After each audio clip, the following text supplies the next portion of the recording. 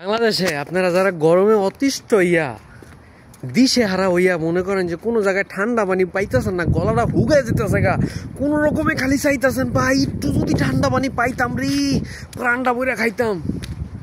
ভাই যাগো এই আফসোসগুলো যারা করতেছেন দয়া করে রাশিয়া চলে আসেন, দেখতে পারবেন আপনার ফ্রিজ লাগবে না ভাই, শুধুমাত্র বেসিনের থেকে একটু ঠান্ডা পানি খাওয়াবো আপনাকে। এমন ঠান্ডা পানি আপনি খাবেন জীবনের তোর ঠান্ডা পানি খাওয়ার স্বাদ মিটে যাবে। জীবনে এক গ্লাস কোক কয় ডোকে খাইছেন?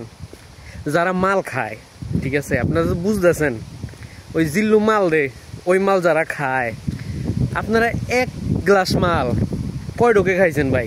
আপনারা আমি এক গ্লাস আমার বেসিনের পানি দিব যদি খাইতে পারেন একটা নে ভাই, ওই দিন আপনারা আমি বুর্গার কিং এর বুর্গার খাওয়াবো, বুঝতেছেন?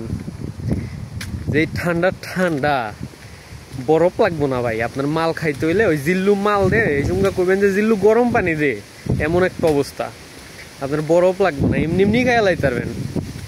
সামার চলতেছে ভাই, 14°C সামার চলে, সামার দিছি সামার ভাই, সামার সামার শীতের থাক কইলাম না, অকথ্য ভাষা কুকথ্য ভাষা হয়ে যাবে। সামার ভাই, খালি খালি সামার আর সামার।